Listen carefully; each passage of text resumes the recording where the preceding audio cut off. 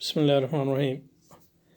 فطری علوم کے بارے میں ہم نے پچھلی بار بحث کی تھی، تو دیکھتے ہیں کہ اس کو اگر کوئی اور چیز ہے، ورنہ اس کو آج ختم کریں گے انشاءاللہ۔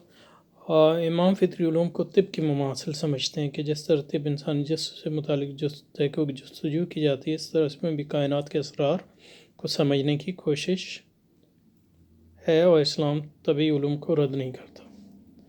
انفیکٹ اسلام تو ایکچولی یہ بھی کہتا ہے کہ نہ صرف یہ کہ رد نہیں کرتا، بلکہ جو اس میں نے ہو سکتا ہے یہ پہلے بھی کہی ہو کہ جو اللہ کی آیات ہیں وہ دو قسم کی ہیں: منظورہ، جس کو ہم دیکھتے ہیں، اور آیات مستورہ، لکھی ہوئی آیات۔ تو آیات منظورہ جو ہیں وہ کائنات ہے، وہ کائنات ایک جو ہے آپ کے باہر ہے اور ایک آپ کے اندر ہے۔ جو اندر ہے اس کو نفس، اور باہر جو ہے اس کو آفاق کہتے ہیں۔ اور یہ دونوں آیات جو ہیں ایک دوسرے، اور مستورہ جو ہیں وہ قرآن مجید اور جو اللہ کی وہی جو لکھی ہوئی کتابیں آئی ہیں، اور آخری کتاب جو ہے قرآن مجید ہے۔ تو یہ جو آیات منظورہ ہیں، ان کو آیات مستورہ کی تناظر میں سمجھنا چاہیے، اور آیات منظورہ بھی آیات مستورہ کو سمجھ لینے میں مدد دیتے ہیں۔ جیسے قرآن مجید میں فرمایا، سنوریہم آیاتنا سنوریہم، ہم دکھائیں گے ان کو مستقبل میں، آیاتنا، ہماری نشانیاں، اپنی نشانی، سنوریہم آیاتنا فی الآفاق، میرا خیال ہے غلط نہیں پڑھنا چاہ رہا ہے، سنوریہم آیاتنا فی الآفاق، آفاق میں، یعنی کائنات میں جو آپ کے باہر کی کائنات ہے، وفی انفسہم، اور ان کے اپنے نفوس میں کے اندر، اندرونی کائنات۔ سنوریم، تو ہم ان کو نشانیاں دکھائیں گے اپنی، حتیٰ یتبین لہم، حتیٰ یتبین لہم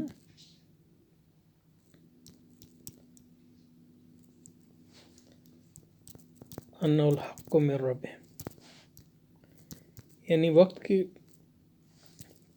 تو ہم انہیں اپنی نشانیاں دکھائیں گے کائنات میں بھی، بیرونی کائنات میں، اور ان کے اپنی اندرونی کائنات میں، یہاں تک کہ انہیں پر یہ واضح ہو جائے کہ اللہ یہ یعنی قرآن اور اس کی آیات جو ہیں اللہ کی طرف سے ہیں۔ اور اس میں یہ ہے کہ قرآنی آیات میں ایسی آیات ہیں جن میں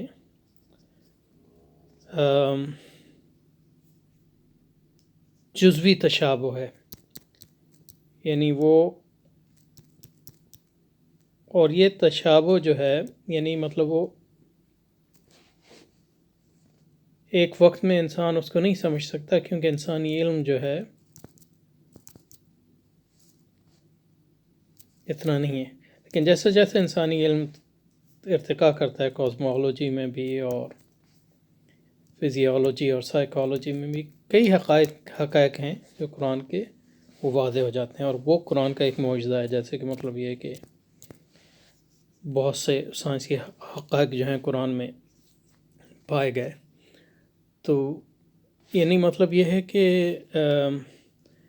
امام فطری علوم کو علم طب کی مواد سمجھتے ہیں۔ جس طرح طب میں انسانی جسم کے متعلق تحقیق جستجو کی جاتی ہے، اس طرح کائنات کے اسرار کو سمجھنے کی کوشش، اور اسلام طبی علوم کو رد نہیں کرتا، لہذا فطری علوم کا رد بھی اسلام کے لیے لازم نہیں ہے۔ تو فطرت کا جو مطالعہ ہے وہ یعنی مطلب یہ کہ وہ تو عبادت ہے فی نفس ہی۔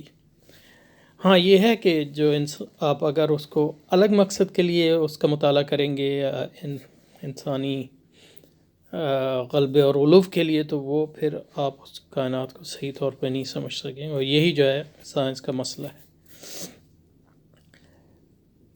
تو اس لیے اس میں وہ چیزیں جو اس لیے، لیکن ان علوم کے اس تصور کو پسند نہیں سمجھتے جو یونانی فکر کے باطن بطون سے نکلتے۔ تو آپ کے جو اگر غلط عقائد ہیں، تو پھر جب ان غلط عقائد کی روشنی میں آپ کائنات کو سمجھنے کی کوشش کریں گے، تو کائنات کی سمجھ میں آپ پوری طرح اس کو سمجھ نہیں پائیں گے۔ تو اس لیے ان علوم میں جو کائنات کو سمجھنے کے لیے انسانوں نے ڈیولپ کیے، ان سے جو فاسد عقائد ہیں اس کو نکالنا، نہ صرف یہ کہ نکالنا ضروری ہے، بلکہ پھر عقائد صحیحہ کی روشنی میں کائنات کو سمجھنے کی کوشش۔ اور اس امر کی وضاحت کرتے ہیں کہ فطرت پسندی کا نظریہ ان علوم کا استخراج نہیں ہے، یعنی جو سائنسز ہیں آج بھی اور یونانیوں کے بھی، ان کا جو رجحان رہا ہے وہ نیچرلزم کی طرف رہا ہے۔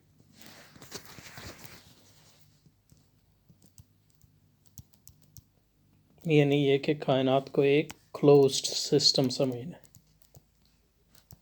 جس میں باہر سے کوئی عمل دخل نہیں ہے۔ لیکن یہ جو ہے کائنات کو سمجھنے کا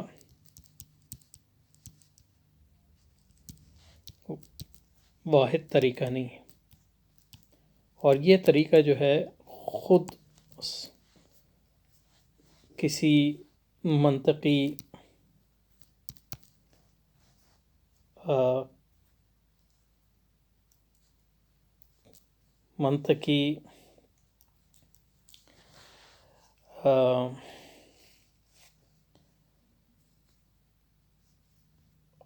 لزوم نہیں ہے کہ ہم اس کو مانیں۔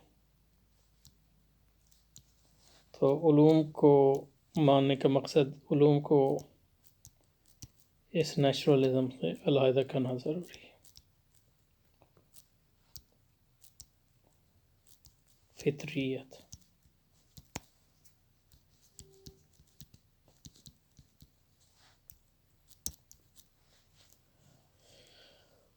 اور علوم کو،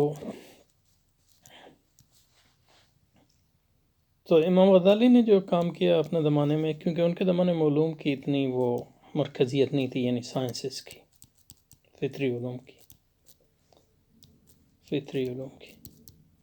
تو ان کا جو اس میں محاکمہ تھا وہ صرف ایک کریٹیکل یا نیگیٹو، یعنی منفی تھا، ان معنوں میں کہ اس کے برے اثرات سے آگاہ کیا۔ لیکن آج کل جو ہے آپ سائنس سے بغیر تو مطلب یہ کہ ہم اپنی زندگی نہیں گزار سکتے، ملک نہیں چلا سکتے، جہاد نہیں کر سکتے، وغیرہ وغیرہ۔ تو نہ صرف یہ کہ منفی کی تنقید کی ضرورت ہے، بلکہ مثبت طور پر ایک نیا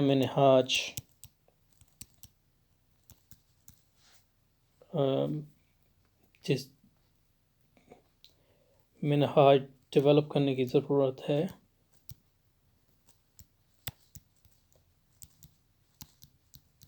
جس کی روح سے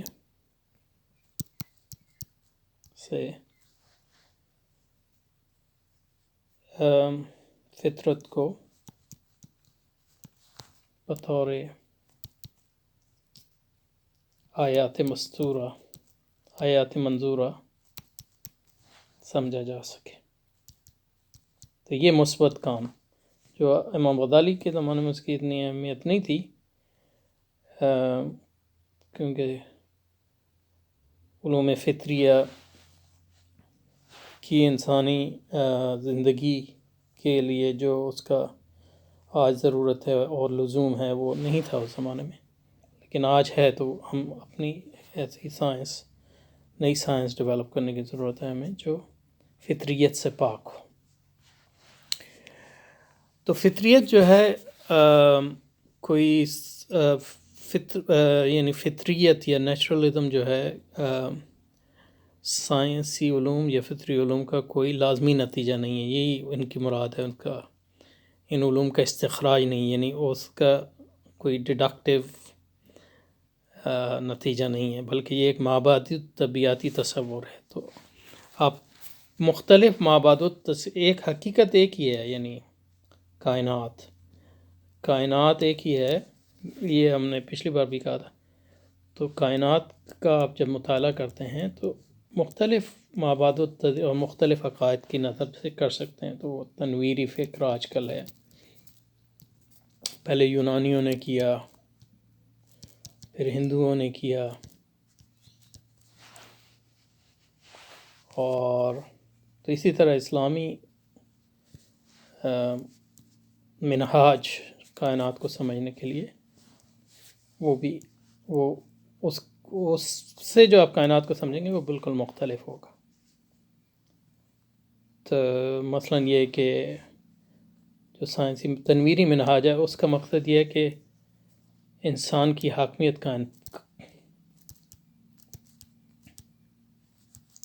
کائنات پر قائم کی جائے، اور کائنات کو آیا اللہ کی نشانی نہیں، بلکہ یہ ہے کہ ایک ایسا چیز ہے جو آپ اس کو ایکسپلائٹ کر سکیں، انسان کی خواہشات اور ہوس کی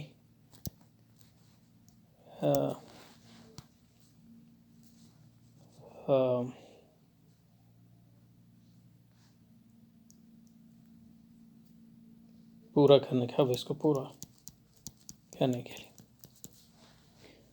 اس طرح اسلام کا جو منہاج ہوگا وہ سمجھے گا کائنات کو کہ وہ ایک امانت ہے اور اللہ کی ایک نشانی ہے، اور ہمیں اس سے جو ہے اللہ نے اس سے استعمال کی اجازت دی ہے، لیکن اس حد تک کہ وہ بطور امانت کے نوٹ ایز، اور اس کا مقصد یہ ہے کہ انسان اپنی بندگی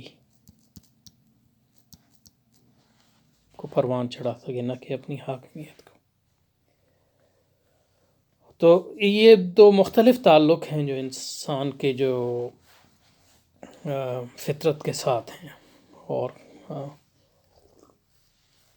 ان دو مختلف تعلقات کی بنیاد پہ جو آپ علوم ڈیولپ کریں گے وہ بالکل مختلف ہوں گے۔ تو لیکن علوم کے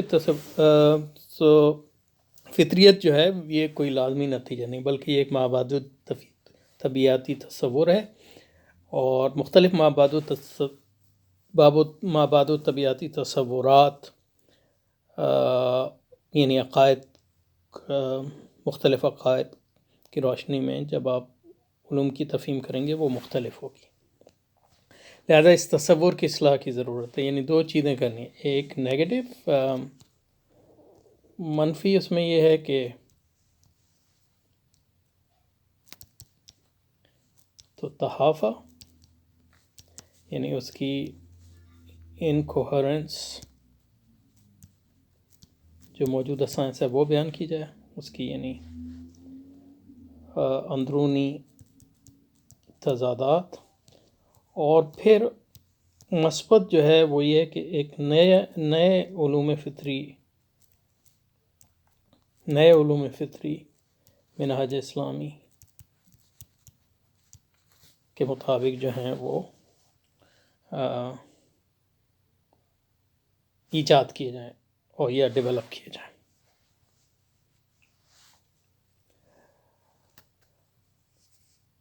لہذا اس تصور کی اصلاح کر کہ فطرت آپ اپنی مالک نہیں بلکہ ایک مخلوق اور واسطے کے طور پہ اپنے افعال انجام دے رہی ہے۔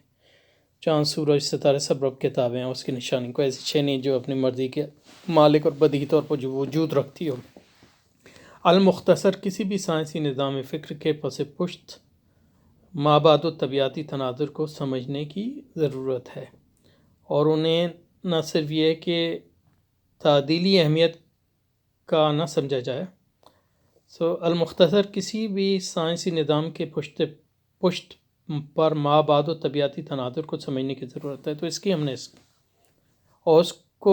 اور انہیں نہ صرف یہ کہ تعدیلی اہمیت کا نہ سمجھا جائے، تعدیلی میرا خیال ہے وہ جو کہنا چاہتے ہیں کہ نیوٹرل نہ سمجھا جائے، یعنی سائنس نیوٹرل نہیں ہے. تو اس کے لیے نیوٹرل کے لیے کیا اردو میں لفظ آپ استعمال کرتے ہیں، یعنی نیوٹرل امپائر، یعنی غیر جانبدار. تو سائنس جو ہے غیر جانبدار نہیں ہے، بلکہ سائنسز جو ہیں یا علوم فطریہ جو ہیں ان مابعد الطبیعاتی عقائد کے جانبدار ہوتے ہیں جن کے بطن سے وہ نکلتے ہیں. تو یہ ایک اہم چیز ہے. تو المختلف کسی بھی سائنسی نظام فکر کے پس پشت مابعد الطبیعاتی تناظر کو سمجھنے کی ضرورت ہے، اور انہیں نہ صرف یہ کہ غیر جانبدار نہ سمجھا جائے بلکہ یہ اچھی طرح سے جان لینا چاہیے بھی کسی بھی سائنسی نظام میں موجود عمومی حقائق کو ان سے جدا کر کے دیکھا جا سکتا ہے. کن سے ان عقائد سے. مابعد الطبیعاتی عقائد کے تناظر میں آپ فطری علوم کو سمجھتے ہیں، تو یہ حقائق ہیں.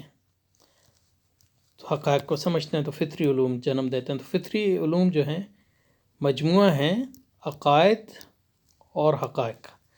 تو ان عقائد کو اور حقائق کو پہلے یہ کہ الگ کرنے کی ضرورت ہے، اور پھر ان حقائق کو مختلف عقائد کی بنیاد پر سمجھنے کی ضرورت ہے. یہ دو کام جو میں نے پہلے بھی. لہذا اسلام فطر پر فرمایا تو ان حقائق کہاں چلا گیا یا اللہ.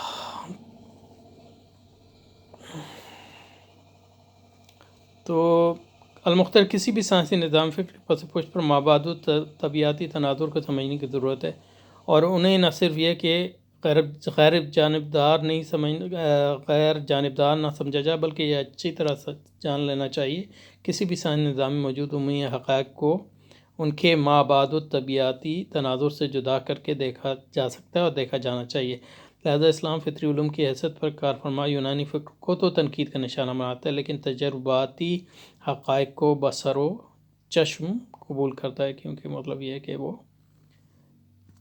اسلام کا مطلب یہ احقاق حق ہے اور ابطال باطل ہے.